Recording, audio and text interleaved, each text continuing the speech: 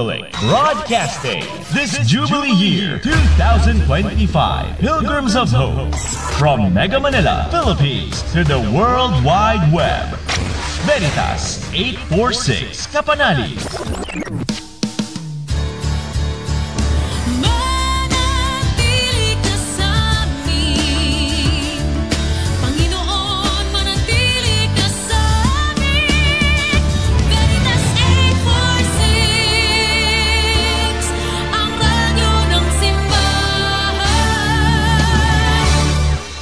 Member, Catholic Media Network and kapisanan ng mga broadcaster ng Pilipinas.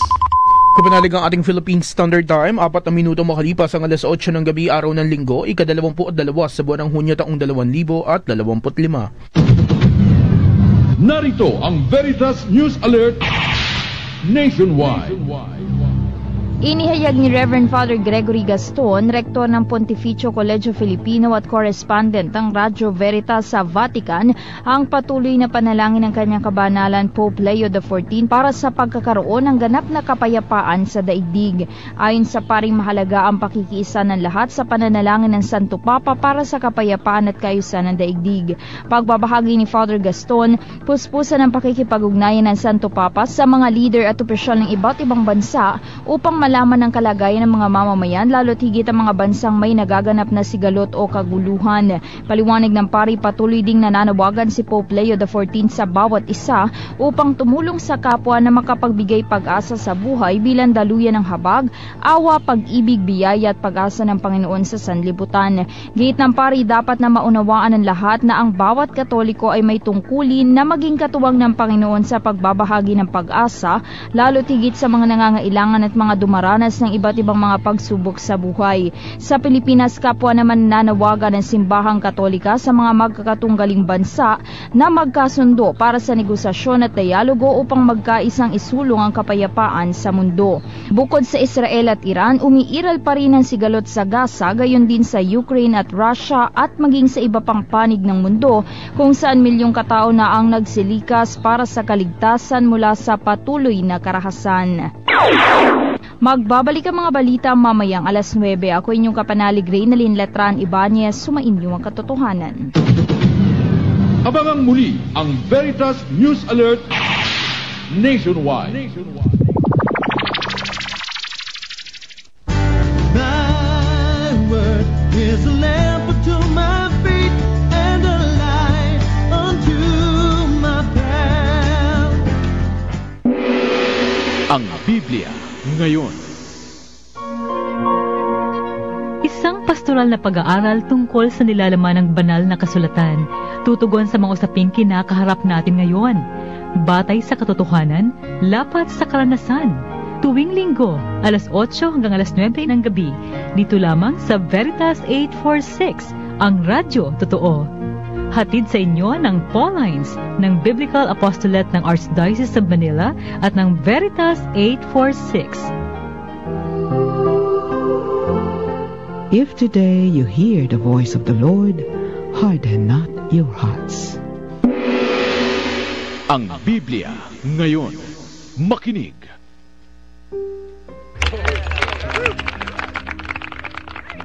Magandang gabi po mga kapanalig. Kumusta na po kayo? Mapagpalang pagbati po ngayong dakilang kapistahan ng kabanal-banalang katawan at dugo ng Panginoong Jesucristo o Corpus Christi. Pasalamatan natin ang Panginoon sa pananatili niya sa ating piling sa Eucharistia at sa lahat ng biyayang tinatamasa natin mula sa Kanya. Ito pong muli si Sister Rose Agtarap ng Daughters of St. Paul na bumabati at nag-aanyayang magsama-sama tayong muli sa isang oras ng pag-aaral at pagninilay ng salita ng Diyos. Dito sa ating programang Ang Biblia Ngayon. Medyo matagal po akong nawala pero maraming salamat po sa inyong panalangin para sa aming retreat na natapos nung Lunes. Ipinagdasal ko din po kayo at ang inyong mga intensyon. Kasama po natin ang Director ng Biblical Apostolate ng Archdiocese of Manila, si Reverend Father Adonis Saclolo. Magandang gabi, Father Ado. Magandang gabi, Sister Rose. Magandang gabi, mga kapanalig, sa isang napakahalagang araw sa ating pananampalataya, no? Ang dakilang kapistahan ng kabanal-banalang katawan at dugo ng ating Panginoon na mahalaga talaga, no, sa ating buhay. At ito nga yung sana ay pag-uusapan natin, no, at tulutan sana tayo ng Espiritu Santong mapalalim ito at makita ito sa bilang kaganapan sa mga nangyayari, no, sa ating mga kasaysayan ng buhay, no. Ngunit bago po iyon, kailangan muna po natin talagang tawagin ang ating Panginoon upang tayo ay samahan sa isa na namang oras ng pagninilay at pagtalakay sa mga mahalagang paksa, no, patungkol sa ating pananampalataya at ang pambungad ng panalangin na ihahatid sa atin ni Sister Rose.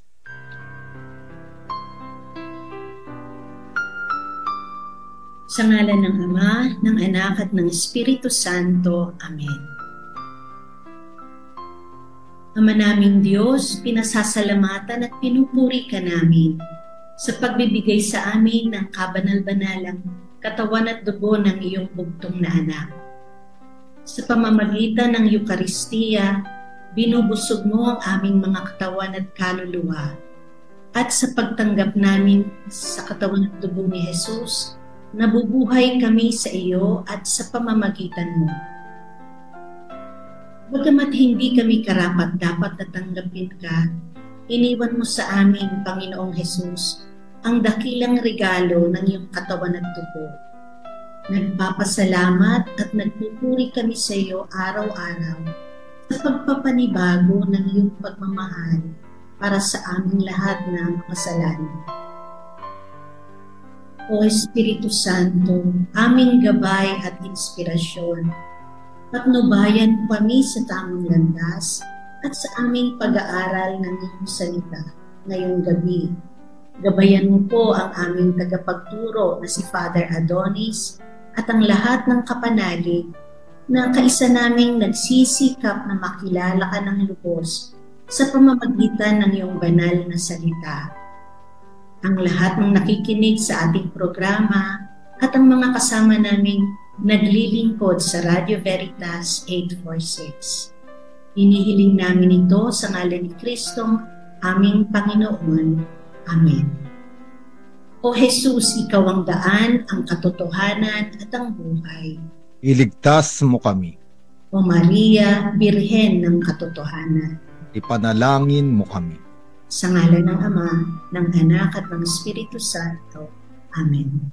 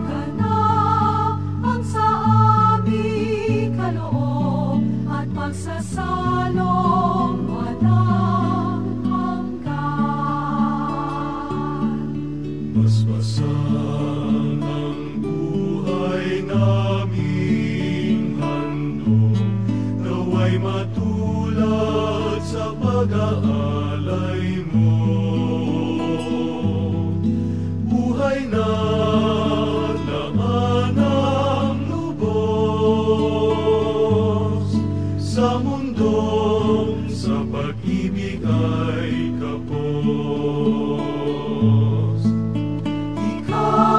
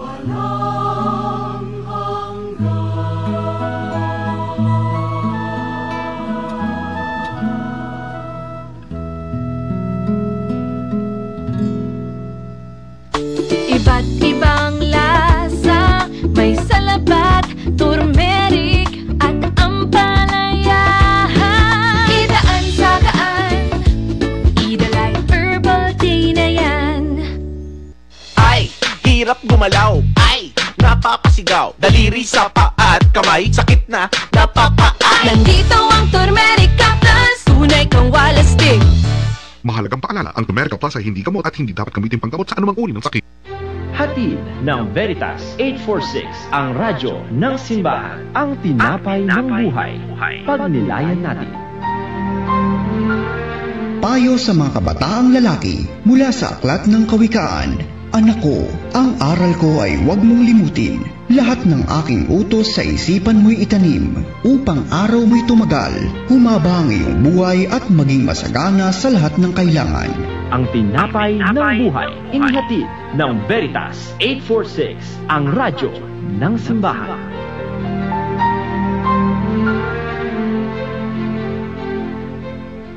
Thy word is a lamp unto my feet and a light unto my path.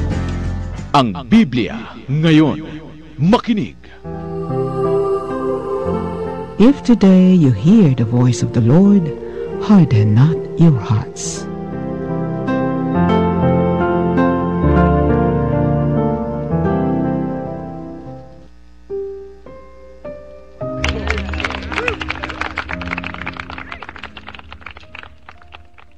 Nagbabalik tayo mga kapanalig sa ating programang Ang Biblia Ngayon. Ang pag-uusapan po nating paksa ay akmang-akma sa pinagdiriwang nating Corpus Christi, dakilang kapistahan sa linggong ito. Ang ating po pag-uusapan ay ang banal na Eukaristiya at pakikibahagi sa buhay ng Diyos. Banal na Eukaristiya at pakikibahagi sa buhay ng Diyos. Pagninilay sa dakilang kapistahan ng Corpus Christi. Yung iba, ang tawag ay Corpus Domini.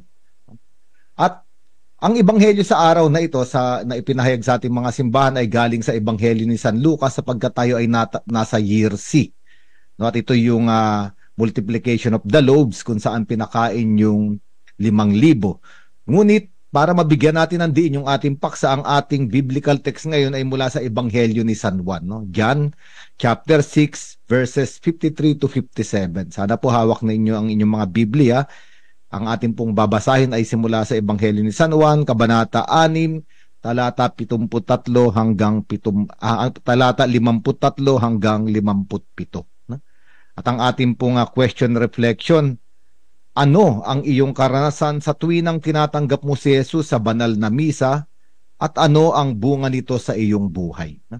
Sana po magpadala po kayo ng inyong sharing dito sa ating istasyon, sa ating text line, at ganun din sa comment section ng ating Facebook Live. Pero bago po tayo magpatuloy, balikan muna natin yung paksang tinalakay natin noong nakaraang linggo na ihahatid sa atin ni Sister Rose. Balik dinig sa nakaraang katotohanan. Pinagdiwang po natin ang kapistahan ng Most Holy Trinity noong nakarang linggo at ang naging paksa ng pag-aaral ay Our Hope Rooted in the Holy Trinity. Ang teksto ay mula sa sulat ni San Pablo sa mga taga-Roma, chapter 5, verses 1 to 5. Tinalakay po ni Sister Lacey's ang misteryo ng isang Diyos sa 3 persona, Ama, Anak at Espiritu Santo, o ang kabanal-banalang Trinidad. Ito raw ay isang panawagan upang tayo ay mamuhay sa komunyon, pag-ibig at pagkakaisa. Ipinaliwanag ni San Pablo kung ano ang kaligtasan na ibinigay sa atin ng Diyos sa pamamagitan ng pananampalataya kay Hesukristo. Inilalarawan ng maikling talata mula sa sulat sa taga-Roma ang papel na ginampanan ng banal na santatlo sa plano ng kaligtasan. Una, si Jesus ang tulay ng pakikipag-isa natin sa Ama. Ipinanumbalik niya ang kapayapaang nawala sa simula ng kasaysayan ng tao sa libro ng Henesis. Ibinilik ni Jesus ang pakikipag-isa ng sangkatauhan sa Diyos, sa isa't isa at sa buong sangnilikha. Ang definition ng Trinity, ang pangunahing katotohanan ito para sa Kristyanismo, ay naitala noong ika-4 na siglo at itinuturo ng bagong tipan na may isang Diyos na nagpakita ng sarili bilang 3 persona na kumikilos para sa sangkatauhan. Ikalawa, tinitiyak sa atin ng Espiritu ang pag-asa. Hindi tayo binibigo ng pag-asa dahil ang pag-ibig ng Diyos ay ibinuho sa ating mga puso sa pamamagitan ng Espiritu Santo na ipinagkaloob na sa atin. Sa kabila ng lahat ng paghihirap at pagkabigo ng tao, ang Espiritu ng Diyos ang gumagabay sa kasaysayan ng kaligtasan. Ipinaalala ni San Pablo na ang Espiritu ang garantiya ng ating pag-asa. Kaya sa maikling bahaging ito ng sulat sa mga taga-Roma, inihayag niya ang presensya at pagkilos ng banal na Santatlo. Ang banal na Espiritu ang siyang inatasan ng Ama na panatilihing gising at alerto ang puso ng mga mananampalataya kay Jesus. Ang karanasang ito ng Diyos bilang Ama na nakamit ng anak at patuloy na pinagtitibay ng Espiritu ay isang karanasan ng kalayaan at pag-asa. Yan po ang tinalakay ni Sister Lacis nung nakaraang linggo at kung gusto po ninyong marinig ang kabuuan ng programang Ang Biblia Ngayon last Sunday, available po ito sa Facebook pages ng Arkham Ministry on Biblical Apostolate, sa Paulines Multimedia at sa DZRV 846 Veritas. Father? Maraming salamat, Sister Rose, sa ating balikdinig patungkol sa nakaraang linggong paksa at ngayon nga mga kapanalig, no, pag-usapan na natin itong mahalagang pagninilay na ating gagawin patungkol sa Corpus Christi na totoong intimately, no, connected sa Holy Eucharist o sa banal na misa at higit sa lahat ay totoong nakaugnay sa ating buhay. No? Ang misteryo ng Corpus Christi ay ang pagbibigay ng ating Panginoon ng kanyang katawan bilang pagkain at kanyang dugo bilang inumin. No? Kapag babasahin nga natin mga kapanalig yung John chapter 6 na iskandalo yung mga Hudyo sa Panginoon. No? Sapagkat kung siya ay isang Diyos, ba't hahayaan niyang siya ay maging pagkain? Kasi ang ibig sabihin na maging pagkain, ikaw ay mamamatay, dudurugin, ngunguyain, no? Parang pagpipira-pirasuhin.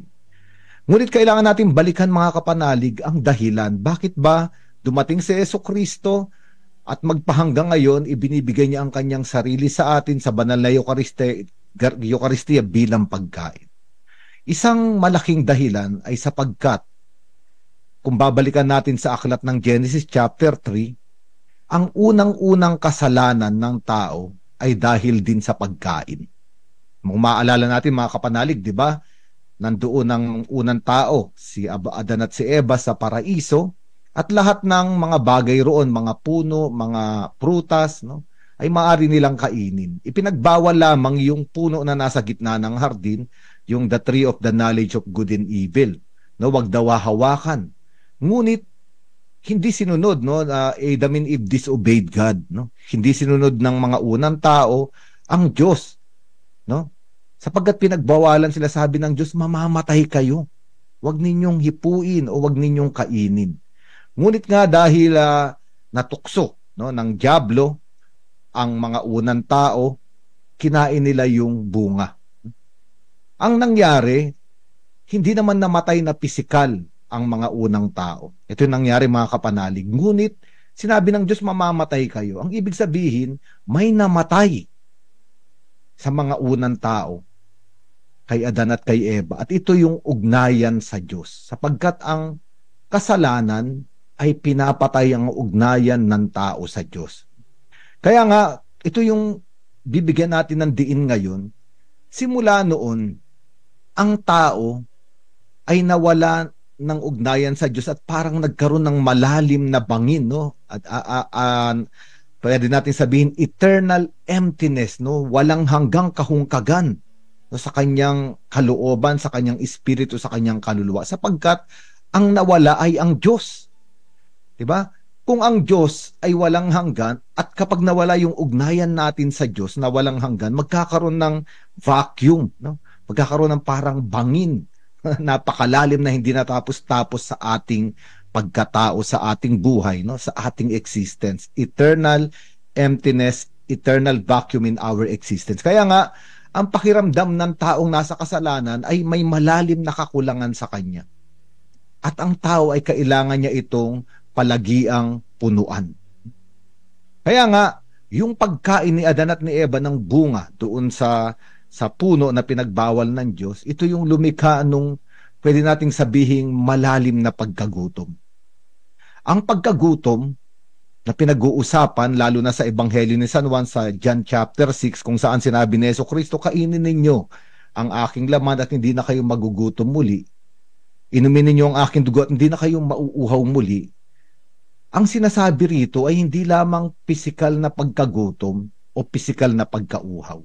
Sapagkat itong dalawang salita na ito, pagkagutom at pagkauhaw, ay karanasan ng tao, karanasan na may kulang sa kanya. Kaya nga, ang konsekwensya ng kasalanan ng mga unang tao na dala-dala natin ngayon ay palagi nating gustong punuan ang ating sarili. Parang palaging may kulang. At ang panganib at ang kadalasan nangyayari, pinupunuan natin ito sa mga maling lugar, ng mga maling bagay, at ng mga maling tao.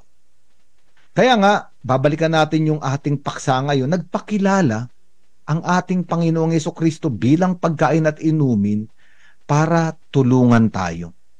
At matapos na yung walang tigil, no, na paghahanap natin ng kapunuan, ng pagpumuno natin dito sa walang hanggang bangin na nangyari dahil sa paghiwalay ng tao sa Diyos. Kaya nga kung babalikan natin sa John chapter 1 verse 14, anong sabi roon? Ang salita ng Diyos ay naging laman. At kapag pupunta tayo sa ibang gospel, no, halimbawa sa Ebanghelyo ni San Mateo, si Jesus ay ipinanganak sa Bethlehem. At alam natin yung nangyari noong araw ng Kapaskuhan. Walang lugar, no, sa mga panuluyan. At ito ay isang malaking mensahe sapagkat ang ating Panginoon ay ipinanganak sa isang sabsaban. At kung pagninilayan natin, ano ba yung sabsaban? Ang sabsaban ay kung saan kumakain ng hayop. Pabalik-balik siya roon sa tuwing siya ay magugutom. Pabalik-balik siya roon sa tuwing siya ay mauuhaw. At doon inilagay itong makapangyarihang Diyos na naging sanggol sa lugar kung saan kumakain ng hayop. At doon pa lang, sa kapanganakan pa lang ng ating Panginoong Jesucristo, makikita natin itong mensahe ng Corpus Christi.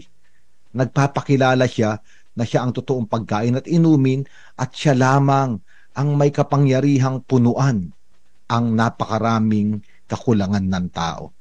No, kaya nga kung ating pagninilayan, sa tuwing nagdiriwang tayo ng Eucharistia, mga kapanalig, ito ang ginagawa ng ating Panginoon. Punuan yung kulang sa ating buhay. Punuan yung malalim nating pagnanasa at paghahanap. Gusto niya nang tapusin itong walang kapagurang paghahabol sa kung ano-ano. At gusto niya tayong bigyan ng kaganapan. At kung mauunawaan natin na ito ang isa sa mga layunin ng Panginoon sa tuwing dumadalo tayo ng banal na misa, banal na Eucharistia, ay totoong mananabik tayo, mga kapanalig. Sapagkat kitang-kita naman natin sa ating buhay na hindi tayo kumpleto. Maraming kulang. Ngunit ang Eucharistia ay nagpapaalala sa atin na isa lamang ang maaring pumuno sa atin. No? At ito ang ating Panginoon. Ang mundo ay may ibang iniaalay na solusyon. Lalo pa nga yung dyablo. Kung maaalala ninyo, yung dyablo dinala sa Jesucristo sa taas ng bundok at sinabi niya, ibibigay ko sa iyo lahat ng kaharian, gayon din ang kanilang kaluwalhatian. Ang mundo at ang dyablo, sinasabi sa atin, punuan mo yung sarili mo ng mga bagay dito sa mundo. Ngunit alam na ng kasaysayan ng tao, sa mahabang kasaysayan ng tao, walang makapagpupuno. Mananatiling kulang, mananatiling may hinahanap ang tao. Kaya nga kung titignan ninyo mga kapanalig, di ba kung pagninilayan natin, nung isang araw lang may kakwentuhan ako dahil nanonood kami nung isang documentary ng isang sikat na food, pwede natin sabihin food critic o food vlogger, si Anthony Bourdain, no? Isang sikat na chef at sumikat yung kanyang mga mga documentary tungkol sa iba't ibang lugar, iba't ibang pagkain, at nagulat ang lahat. Siya ay nagpakamatay. Meron pang isa, si Robin Williams, di ba? Kilala natin, sikat siyang komedyante. Kung papanoorin mo siya sa mga pelikula, talagang magdadala sa iyo ng kaligayahan. Isang araw ay nag-suicide. Meron pang isa, no? Si Kate Spade. Ito yung isang kilala sa Amerika na merong cloth line, no? Na yung mga produkto niya, yung mga damit na ginagawa niya ay sikat, nagpakamatay. At marami tayong pwedeng sabihin, no? Yung mga sikat na tao, no? Si Whitney Houston, Michael Jackson, kahit pa nga rito sa Pilipinas ay maraming mga pangalan. Ngayon ang tanong, bakit umabot doon? Itong mga taong ito, narating na nila yung rurok.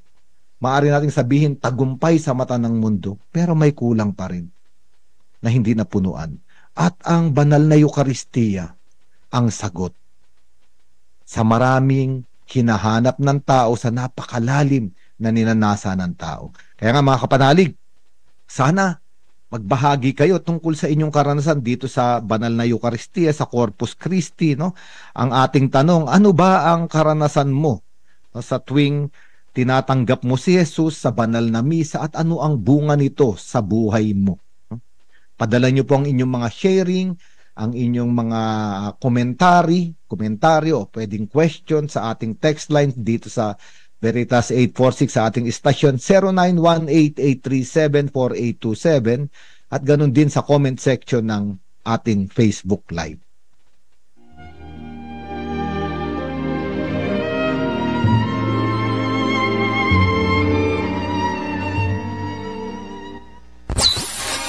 Celebrating 56 years of Catholic Broadcasting this Jubilee Year 2025 Pilgrims of Hope from Mega Manila, Philippines to the World Wide Web.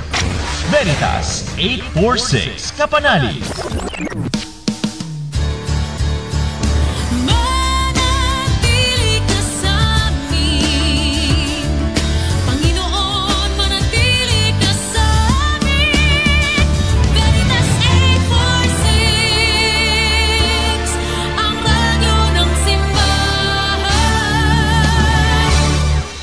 Member, Catholic Media Network and kapisanan ng mga broadcaster ng Pilipinas. Kapanalig ang ating Philippine Standard Time, 32 minuto makalipas sa alas 8 ng gabi. Thy word is a lamp unto my feet and a light unto my path. Ang Biblia ngayon, makinig. If today you hear the voice of the Lord, harden not your hearts.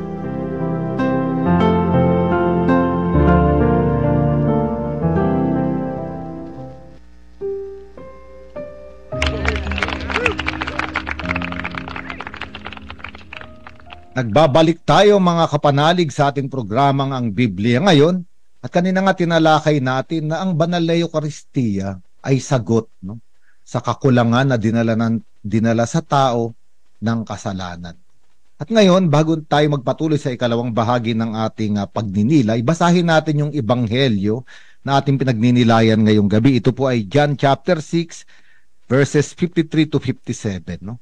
Pagkatapos ng pagpaparami ng ating Panginoong Jesucristo ng tinapay at pagpapakain sa 5,000, nagkaroon ng tinatawag na Bread of Life Discourse, no? Yung panayam niya patungkol sa tinapay ng buhay. At ito yung sinabi niya. Sinabi ni Jesus, pakatandaan ninyo, malibang kainin ninyo ang laman ng anak ng tao at inumin ang kanyang dugo, hindi kayo magkakaroon ng buhay. Ang kumakain ng aking laman at umiinom ng aking dugo ay may buhay na walang hanggan at muli ko siyang bubuhayin sa huling araw. Sapagkat ang aking laman ay tunay na pagkain at ang aking dugo ay tunay na inumin. Ang kumakain ng aking laman at umiinom ng aking dugo ay nananatili sa akin at ako naman sa kanya. Buhay ang Ama na nagsugo sa akin at ako'y nabubuhay dahil sa kanya. Gayon din naman ang sinumang kumain sa akin ay mabubuhay dahil sa akin. Isang napakagandang ebanghelyo mga kapanalig. At ito nga yung paksa natin. Ang banal na Eucharistia at ang pakikibahagi natin sa buhay ng Diyos. Sapagkat sinabi ng ating Panginoong Jesucristo dito sa binasa nating ebanghelyo, ang sino mang kumakain ng aking dugo ang kumakain ng aking laman at umiinom ng aking dugo, no, ay mabubuhay at mananatili sa akin at ako naman sa kanya. Malinaw itong sinasabi na nagkakaroon ng pagkakaisa. Nagiging pagkabahagi tayo ng ating Panginoong Jesucristo at siya naman ay nagiging bahagi ng ating buhay. At mahalagang pagnilayan na ito mga kapanalig, no? Kapag ka pinag-uusapan ng pagkain, ito ay larawan ng kamatayan at buhay. Ang ibig sabihin, ang pagkain ay sumisimbolo sa buhay. Ngunit para magkaroon ng buhay, kailangang may mamatay. Alam natin ito, lahat ng kinakain natin, binibigay sustansya sa ating katawan, na nagbibigay lakas sa atin, lahat sila ay buhay. Ngunit kailangan nilang mamatay para sa atin. Ngunit ang misteryo dito sa likod nito ay napakaganda mga kapanalig. Sapagkat kapag ka naging pagkain, ang isang pagkain na ibinigay yung kanyang buhay para mabuhay yung bibigyan ng pagkain, hindi naman siya nawawala. Ngunit nagkakaroon siya ng mas mataas na antas ng buhay. Isa nga ito sa pinapaliwanag palagi, no? Ang tawag dito ay cosmogony. Ito yung creation, yung ikot ng mundo, no? Yung tinatawag nating life setting. No, ito yung takbo ng buhay. Kailangan may mamatay para mabuhay. At ito ay nilikha ng Diyos. No? At itong, pwede nating sabihin, itong prosesong ito ay kalooban ng Diyos. No? At ano ba yung sinasabi ko? Ipapaliwanag natin. Halimbawa yung lupa, meron diyang mga minerals, no? Mga alkaline, phosphorus, no? Potassium, iba-ibang minerals na nanggagaling sa lupa. Ngayon, magtatanim tayo sa lupa, halimbawa halaman, gulay o damo. Yung mga mineral sa lupa ay namamatay sa kanilang sarili. Nawawala sila sapagkat ibinibigay nila yung kanilang sarili bilang pagkain ng mga halaman. Kaya nga sisipsipin sila ng damo, ng ugat ng damo. No, ibig sabihin, nawala sila bilang minerals, ngunit naging mataas yung antas ng kanilang buhay sapagkat naging kabahagi na sila ng damo. Ito yung takbo ng kalikasan ng sannilikha.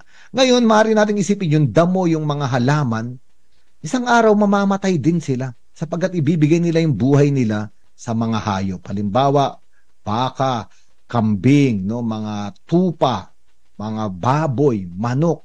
No? Mamamatay sila para bigyan ng buhay itong mga hayop.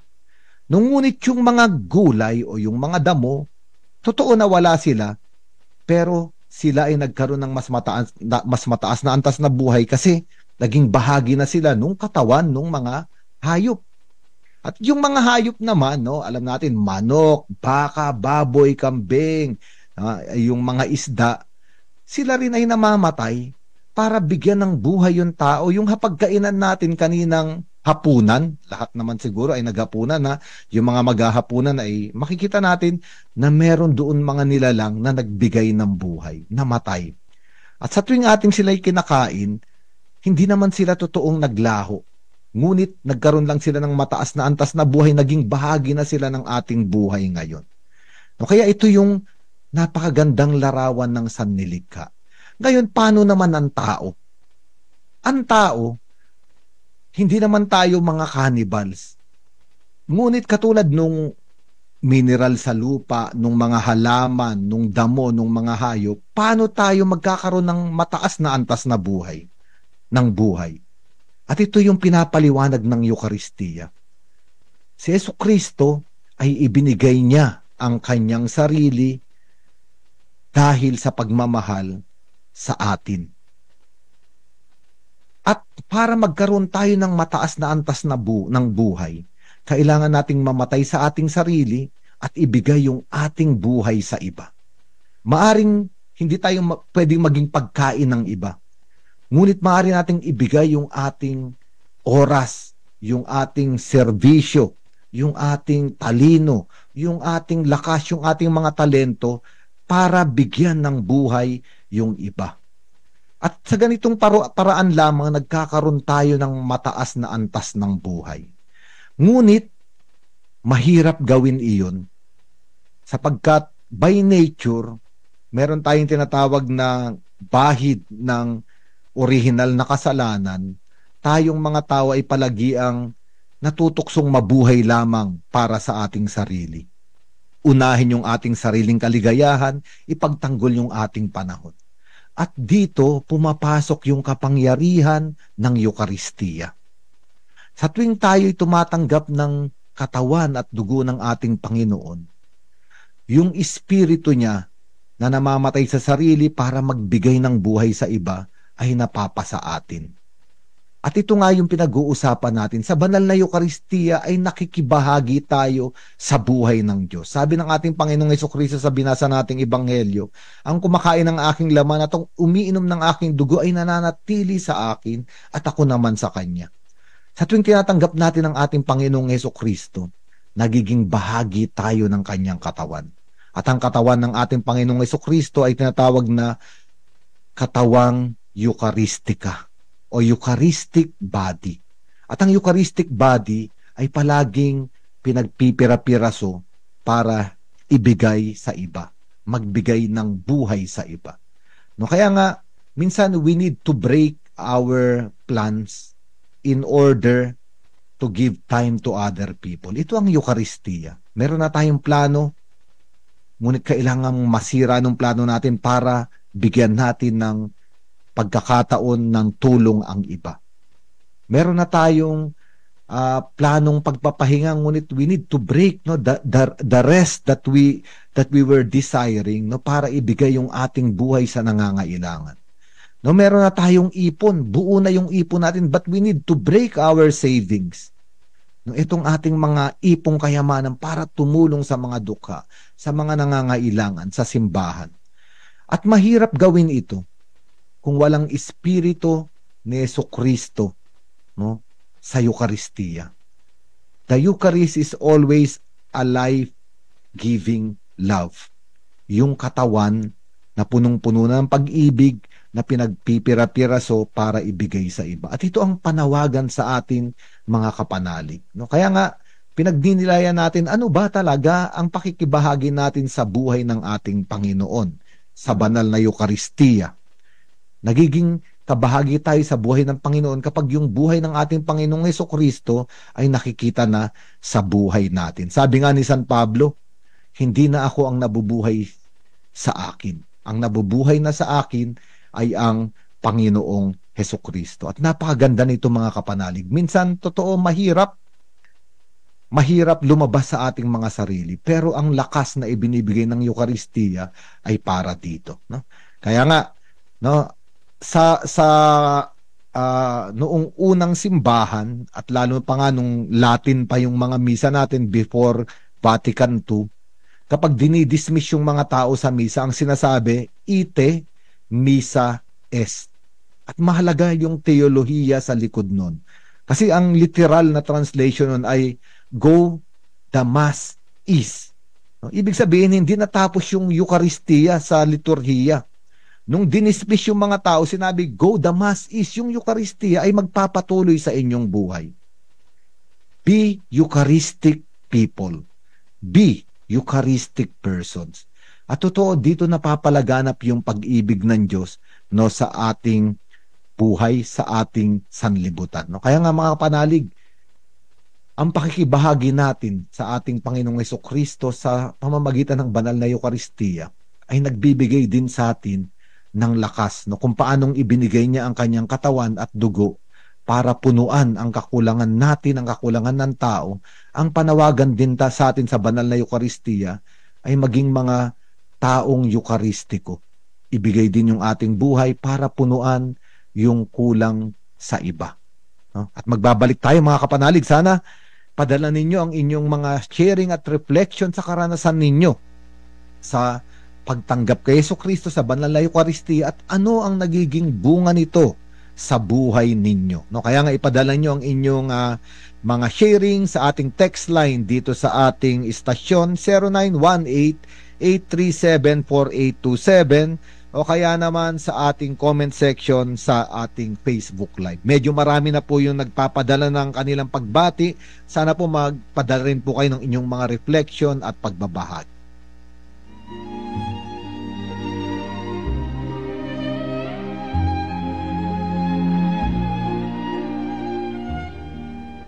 break time na! Kumain ng tama, mag-exercise at mag-Ampalaya Plus. Clinically tested, ang Ampalaya Plus ay tumutulong sa pag-control ng blood sugar. Ang Ampalaya Plus ay may inam sa mga diabetiko at pre-diabetics. Kaya mag-Ampalaya Plus araw-araw. Mahalagang paalala, ang Ampalaya Plus ay hindi gamot at di maaaring gamitin paggamot sa anumang uri ng sakit.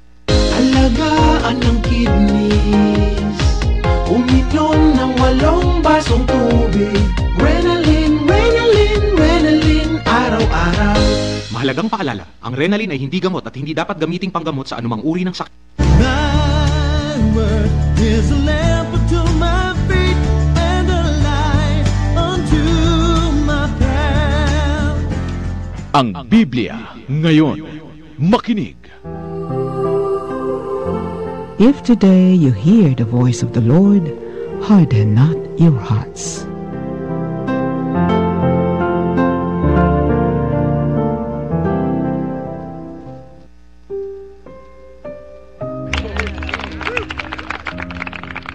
Nagbabalik po tayo sa huling segment ng ating programa. No? Mamaya po ay babasahin natin ang inyong mga pagbabahagi. Papakinggan din natin yung pagninilay at pagbabahagi ni Sister Rose. No? Pero may gusto lang akong sabihin, no, bilang mga huling pananalita. No? Merong isang kasabihan, no? Sikat na sikat sa Europa, galing daw ito sa French chef, no, na author din. Sabi niya, you are what you eat.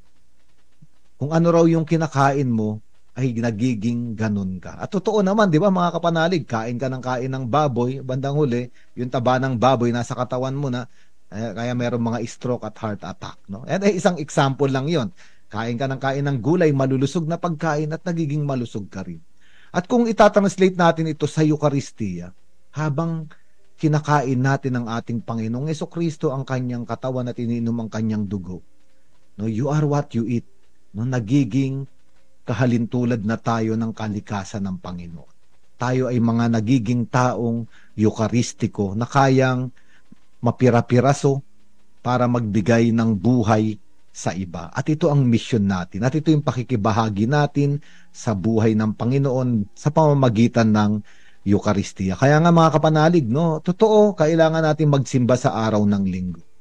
Pero kung pakikinggan nga natin yung salitang ito, you are what you eat, siguro mabuti rin, no, kung may panahon tayo na magsimba araw-araw. Tanggapin ang ating Panginoon araw-araw upang yung kalikasan niya ay mapasa atin. Tandaan natin, yung mga pagkain kinakain natin, hinapunan natin ngayong gabi ay nagiging bahagi ng ating katawan. Ngunit sa Eucharistia, isang misteryo ang nangyayari. Sa tuwing kinakain natin ang ating Panginoon, ang unang-unang nangyayari ay nagiging kabahagi tayo ng kanyang katawan. Nagiging kabahagi tayo ng buhay ng Panginoon. Sister Rose, meron ka bang naisa bigyang pagninilay o bigyang kaliwanagan at diin dito sa ating paksa? Meron naman po, Father. Tayo kasi araw-araw tayong nagsisimba, tayo nagse-celebrate ng misa, no? Meron lang pong isang bahagi sa misa, yung bago tayo kumanta ng Santo, Santo, Santo. Inaanyayahan tayo ng pare sa sinasabi niya, itaas sa Diyos ang inyong puso at diwa. Tapos sasagot tayo, itinataas na namin sa Panginoon. Tapos pasalamatan natin ang Panginoong ating Diyos, marapat na siya ay pagsalamatan o marapat at matuwid. Yung pong sinasabi na itaas sa Diyos ang puso at diwa. Ngayon po, medyo lumalim yung pag-unawa ko doon yung sa instant na yon, sa oras na yon, kapag sinabi natin, itinataas natin sa Panginoon yung ating puso at diwa, itaas din po natin hindi lang yung ating pasasalamat at pagpupuri, kundi lahat ng masakit, lahat ng agam-agam, lahat ng problema, lahat ng kakulangan, itaas natin sa Kanya.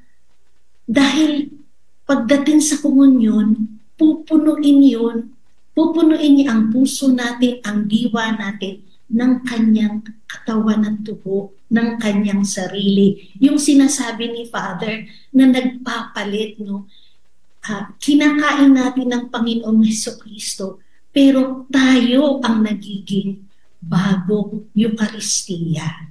So sa akin po, napakalalim nung katotohanan yun at sinisikap ko po na tuwing tatanggapin siya sa banal na komunyon, kinakausap ko siya, nandito ka na, nasa puso kita, nasa diwa kita, mabuhay kang totoo sa akin. Wala sanang maging balakid na manggagaling sa akin para ikaw ay totoong mabuhay. So yun lang po, Father. Maraming salamat, Sister Rose, sa napakagandang pagninilay na ito. Ngayon, basahin na natin, Sister Rose, ang mga padalang reflection at sagot at ganoon din mga pagbati ng ating mga kapanalig. Sabi ni Mrs. Elizabeth Marsan, God bless, shalom, please pray for Marsan families. Pagdadasal po namin kayo. Ito naman, mga kapanalig, ang ating kapanalig na si Kuya Kid, isang kursilista. Sabi niya, magandang gabi po. Ang karanasan ko po sa piling ng Panginoon, hindi ako pinabayaan sa lahat ng araw sa aking mga problema at mayroon akong kapayapaan ng aking isipan. At napakaganda naman po talaga kapag kapiling natin ng Panginoon, meron tayong malalim na katahimikan at kapayapaan. Meron pa po rito isang kapanalig natin, si Joselito de la Fuente mula sa Novaliches, Quezon City. Sabi niya, good PM po, Father Ado at Sister Rose. Tuwing nakikinabang po ako sa pamamagitan ng pagtanggap ng banal na katawan ng ating Poong Jesus, gumagaling po ako sa mga sakit dahil senior na po ako at napapatawad ang mga taong nagkasala sa akin.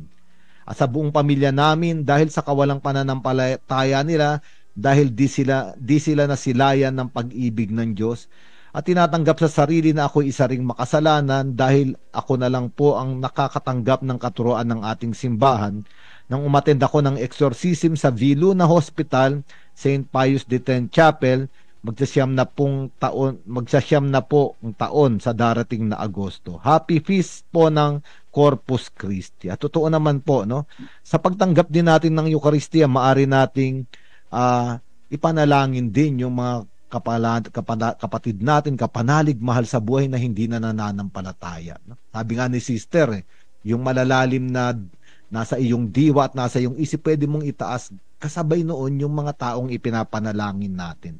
Ganon din yung paghingi natin ng ating mga kapatawaran sa ating mga kasalanan, sapagkat sa banal na Eucharistia po, sa simula meron tinatawag na confecture, yung have mercy on me, yung Kyrie, Panginoon, kaawaan mo kami, o yung inaamin ko sa makapangyarihang Diyos, doon po ay napapatawad yung mga kasalanan natin. Pero mabuti rin na rin po para totoong matanggap natin yung kabuuan ng biyaya ng banal na Eucharistia, kung meron pong kumpisal bago banal na misa o magsimula ng banal na misa, magkumpisal po tayo. Sister, meron po ba dyan sa ating Facebook comment section na meron mga po, pati o Father, sharing ng mga kapanalig? Opo, meron po. Si Kapanalig Lululing, sabi niya, whoever eats my flesh and drinks my blood will have eternal life. This is the Holy Eucharist. Si Kapanalig Gineth de la Cruz, sabi niya, ang body of Christ po ay nagpapalakas sa aking pananampalataya at sa aking buhay. Ito rin ang nagpapagaan sa lahat ng aking suliranin. Ayan, salamat Kapanalig Gineth. Si Kapanalig Cynthia Orozco, sabi niya, there is a saying, you are what you eat. Gaya ng sinabi mo, Father. Every time I receive the Holy Eucharist, it reminds me to always be Christ-like as to how I live my life and as to how I treat others. O, di ba, napakaganda naman ang reflection ni Kapanalig Cynthia. Si Hiraya S. Rita Sumalde, pag tumatanggap po ako ng komunyon, mas nagiging payapa po ako at mas nagiging panatag. Sabi naman ni Kapanalig Joy Martinez Dueñas, ang sinasabing pagkakaroon ng personal relationship kay Jesus ay nararanasan ko every time na tumatanggap ako ng kanyang katawan at dugo sa banal na Eucharistia. Ayan. Si Kapanalig Malu, South Evangelista, good evening po. Sa madalas na pagtanggap ng katawan ni Kristo, lumalakas ang aking paglaban sa tukso. Kahit may mga matinding pagsubok, nakakayanang pasanin ang mga ito. Ayan, salamat Kapanalig Malu. Sabi naman ni Marivic Santos Albano, may ilang pagkakataon na sa aking pagdalo sa Eucharist na ako ay naiiyak sa galak sapagkat alam kong totoong kasama ko ang Diyos sa tuwi-tuwina. Puno ng galak ang aking puso na halos ako ay mapaiyak kapag naaalala ko na sa aking buhay ako ay sinasamahan ng Diyos sa panahon ng pagdurusa at pag-aalinlangan o sa panahon man ng kagalakan. Tunay na ang Diyos ay lagi akong sinasamahan. Yun, napakaganda. Maraming salamat, Kapanalig Marivic. Si Kapanalig Ofelia Nerona, good evening po, Sister Rose at Father Ado. Maraming salamat sa napakaganda at nakakabusog ng mga katekesis. Para sa akin, ang nararamdaman ko ang kapayapaan at contentment. Napakaswerte natin na binibigyan tayo ng pagkakataon na makakain ng kanyang katawan para sa ating kaluluwa. Ayan. Yung iba po, mga pagbati, as nabasa ko na ba si Malu Saus Evangelista, nagiging maayos ang kabuluhan ng pagbibigay ko ng katikisim sa mga bata.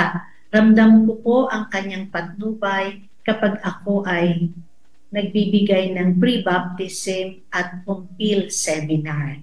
Ayan po. Ito po yung mga nagbigay ng kanilang... Sister, meron lang humabol dito sa ating istasyon, sabi ni Kapanalig 8439, ako po kapag itinataas ng pari yung body and blood ni Jesus, sinahaplos ko po yung lower back pain ko at yung thyroid nodule at sinasabi ko nawa ay pawiin niya iyon. No? Salamat po. No? Humingi siya ng tulong ng kagalingan. Ang ating namang kapanalig na si 0167, ang sabi niya, ang nagiging bunga nito ay ang pananatili sa akin ng banal na Espiritu ng Diyos dahil sa pagtanggap ng katawan at dugo ni Kristo sa Eucharistia ay unti-unti akong binabago bilang makasalanan.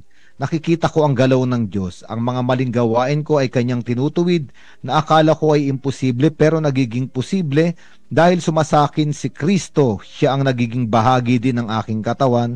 Kaya salamat sa Eucharistia. Magandang pagbabahagi. Salamat po Kapanalig 0167. Okay, sister, baka may panahon pang basahin ng konti yung mga bumati. Okay, mabul pa, Father, ng reflection. Magandang gabi po, Father Ado, Sister Rose. Sa aking karanasan, umuwi akong punong-puno ng pag-asa at kaligayahan pagkatapos kong mag-Eucharist o tanggapin ang katawan at dugo ni Kristo. Yan si Sab Flores Ancheta. Si Maria Ana de la Cruz naman, sabi niya, sa aking karanasan sa pamilya, ang Diyos ang nagpapatatag sa pagsimba araw-araw para tumanggap ng katawan at dugo, kaya ako'y nagpupuri sa Kanya.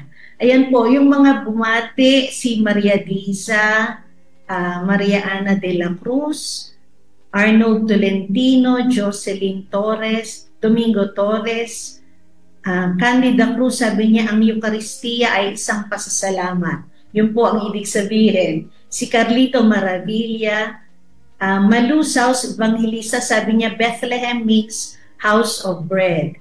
Ayan.